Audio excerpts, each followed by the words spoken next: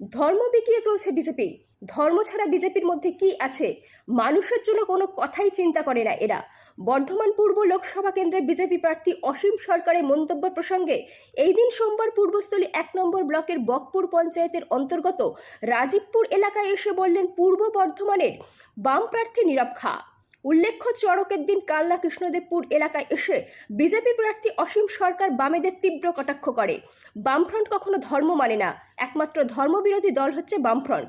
তারা ভগবান মানে না, ঈশ্বর মানে না, কালী মানে না, শিব মানে না, কৃষ্ণ মানে না। আমি এখনো বুঝি না আমার সমাজের হিন্দু ধর্মের মানুষরা কেন ওই লাল পতাকা নিয়ে ইনকলাব জিন্দাবাদ করে।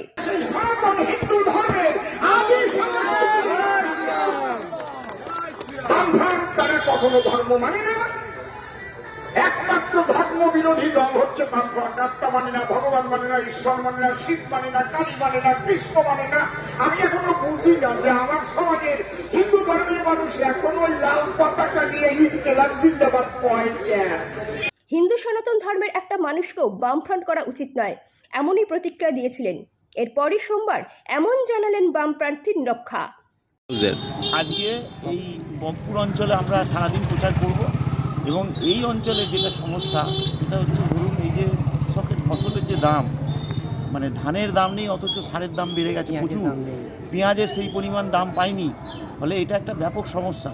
এই সমস্যাগুলোর জন্য আমাদের যেটা দাবি যে স্বামীনাথন কমিশন যে সিএসপি একটা মানে মিনিমাম সাপোর্ট প্রাইস এমএসপি যেটা চালু করেছিল সেটা আজ পর্যন্ত বিজেপি গভর্নমেন্ট চালু করলো না।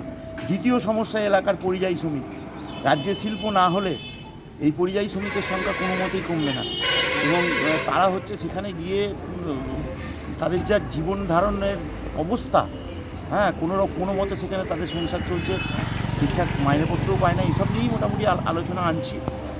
আর তাছাড়া লোকালি কিছু টুকটাক সমস্যা আছে রাস্তাঘাট। প্রসেনজিৎ দেবনাথের রিপোর্ট, সুন্দর বাংলা নিউজ।